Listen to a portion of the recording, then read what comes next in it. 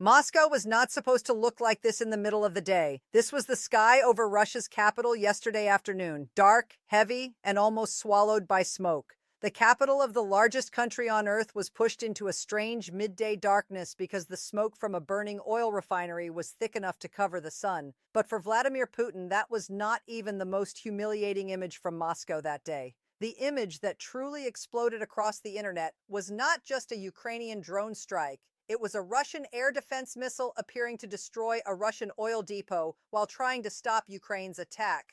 That clip spread everywhere, and it happened on June 18th during what has now been described as the largest drone attack Moscow has ever experienced. But this is where the story becomes much bigger than one dramatic day. June 18th was not an isolated event. It was the most intense moment in a campaign that had already been going on for days. Since June 8th, Ukraine has reportedly been striking Moscow every single day.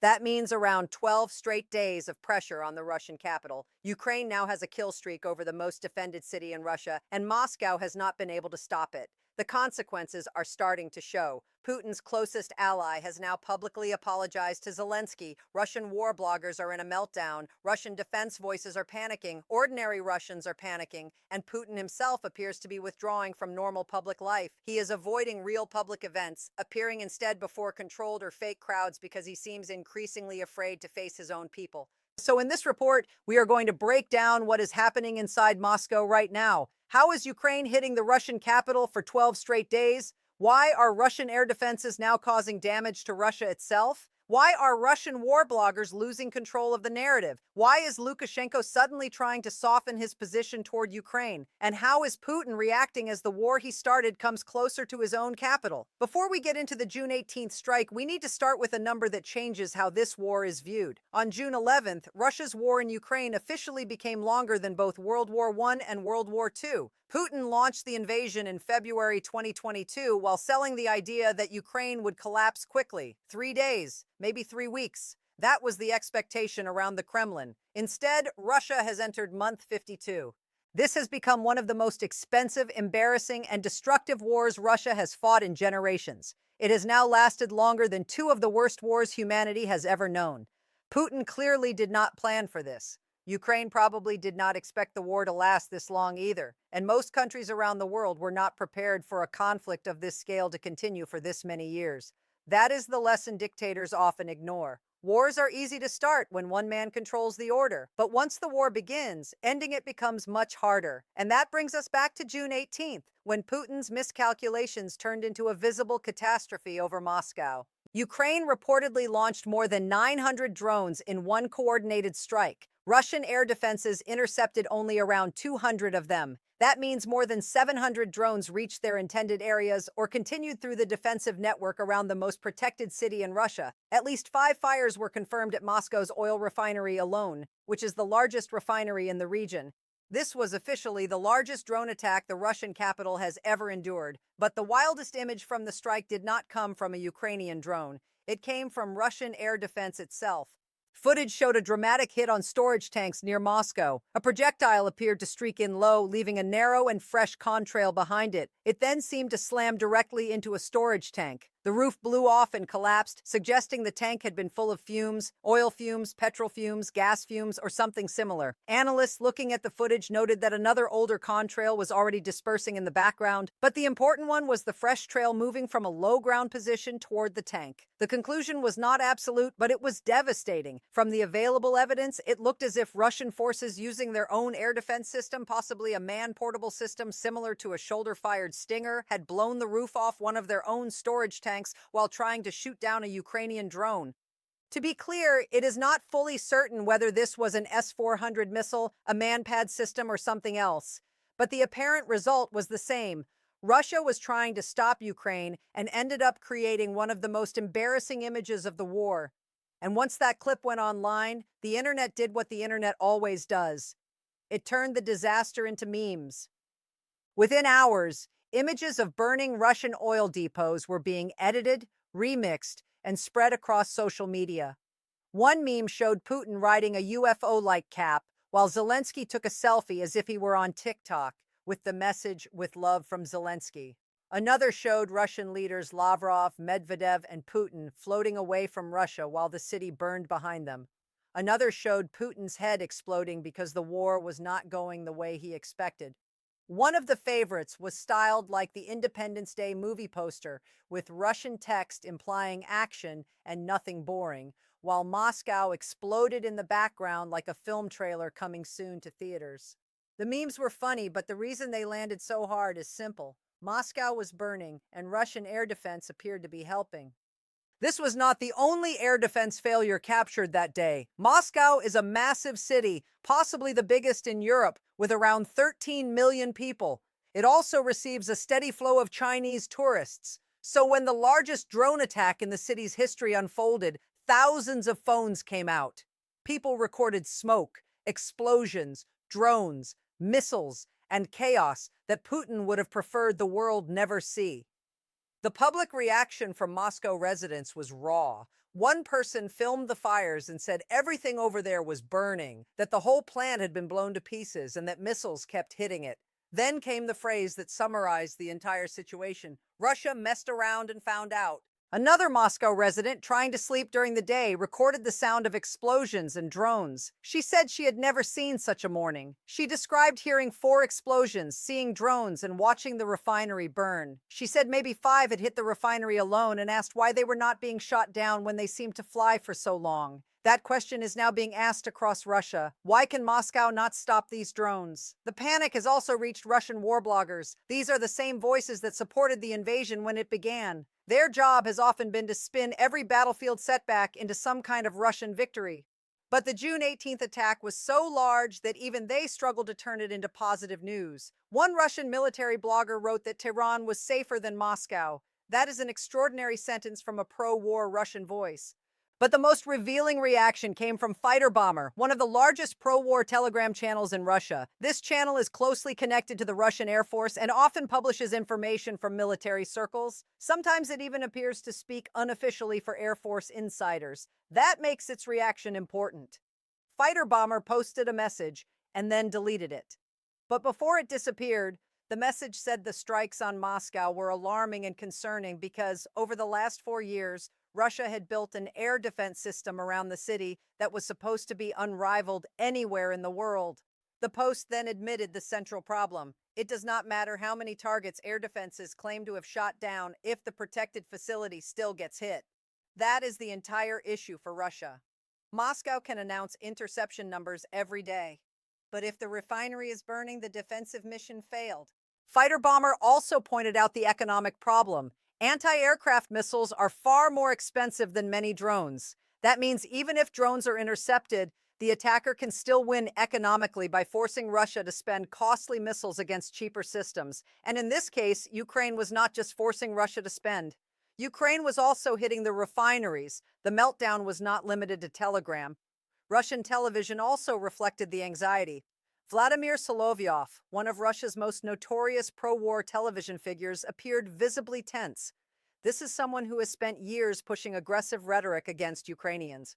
But after the Moscow strikes, his message shifted to endurance and sacrifice. He told viewers war is a test of long-term resolve.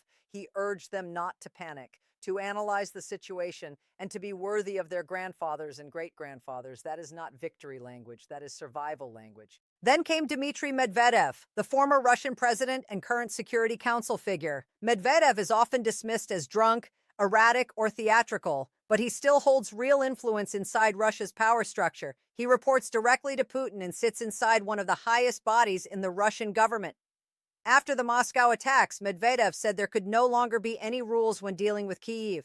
He claimed the only remaining limit was that civilians should not be deliberately targeted, and then said the Hague Convention on the Laws and Customs of War was no longer needed. That statement was dangerous. The Hague Convention focuses heavily on the means and methods of war, what weapons can be used, what methods are prohibited, and how cultural sites should be protected. Civilian protection is more directly associated with the Geneva Conventions. But the meaning of Medvedev's statement was clear enough. A senior Russian official was publicly saying Russia did not need to follow the normal rules of war. This came shortly after Russia had been accused of attacking a church and cultural sites, which Moscow officially denied. But then one of the most powerful men in the Russian security system went online and effectively said Russia should not be bound by those rules anymore. Technically, Russia has not acted like it respected those rules for much of the war anyway. Every time Russia suffers on the battlefield, it goes after Ukrainian civilians. Every time a refinery burns or Moscow gets hit, Russian retaliation tends to fall on cities, homes, energy infrastructure, and civilians. But Medvedev's statement was still important because it made the mindset public. Now comes the central question: how is Ukraine doing this? The Ukrainian side is obviously not going to reveal operational secrets, and it should not. But several explanations are emerging from Western analysts and Russian sources. Together, they paint a very clear picture. First, it is important to remember that Russia was the first side to use mass drone attacks in this war. Starting in October 2022, Russia began using Iranian-made Shahed drones against Kyiv, launching them in waves to overwhelm Ukrainian air defenses. Russia introduced the method. Now Ukraine is returning it at scale. The difference is that Ukraine has massively expanded drone production. Russia knew Ukraine was building drones, but it did not expect Ukraine to produce and deploy so many so quickly. Ukrainian drone production is reportedly increasing by roughly 10% every month. If that trend compounds, production doubles every 7 to 8 months. Last year, Ukraine produced around 4 million drones. If the same growth rate holds, even if only for a limited period, Ukraine could potentially produce around 6 to 8 million drones this year. Quantity changes everything. No air defense system can stop every drone forever, especially if the attacker keeps increasing scale. Ukraine also has experience defending against drone swarms, and that has shaped its own understanding of how to use them. Ukraine built a relatively cheap and effective defensive network because it had to survive Russian drone attacks from the beginning. That system includes tens of thousands of acoustic sensors placed across the country. These sensors listen for drones and send information to command centers, including coordination nodes in Kyiv. From there, Ukraine can direct mobile teams. Some teams use pickup trucks with machine guns. Others use helicopters ready to launch when a drone is detected. There are even teams using older Soviet-era aircraft where one pilot flies and another crew member uses a machine gun to shoot down drones. The key is not just the weapon, it is the system. Sensors detect, command centers coordinate, mobile teams intercept, the pieces work together. Russia does not seem to have built that same kind of cheap, cohesive system around its own cities. Until late last year, Ukraine was not hitting Russia at this scale, so Russia relied on bigger radars, larger air defense systems, and ad hoc teams with machine guns. That was enough when attacks were smaller. It is no longer enough. Russian experts are saying the same thing. Alexei Chadayev, a Russian drone maker, has argued that Russia's problem is not only equipment, it is competence. According to him, Russia has radars and tools similar to what Ukraine uses, but it has not integrated them into one coordinated network.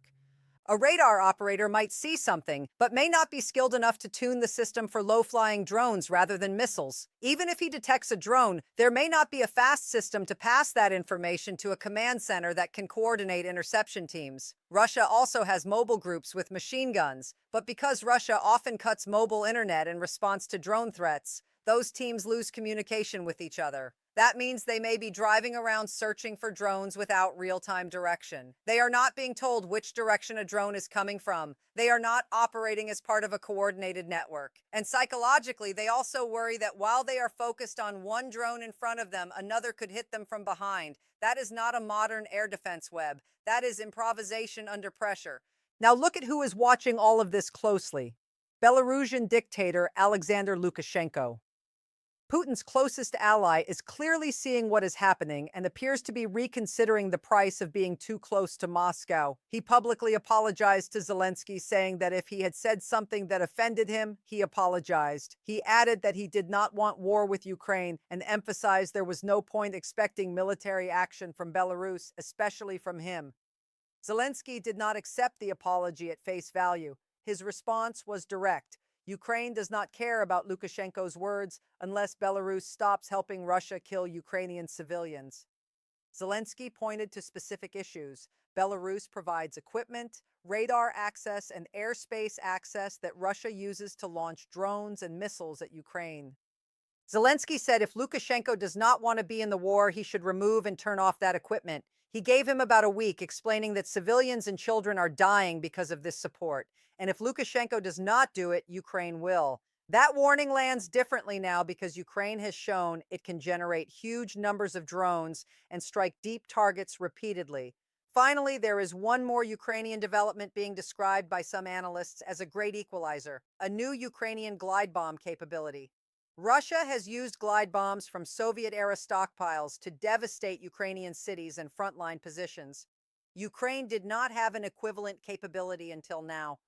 That weapon could become another major shift in the war.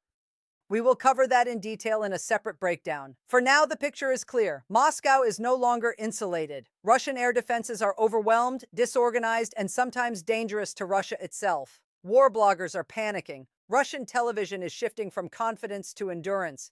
Medvedev is openly talking about abandoning rules.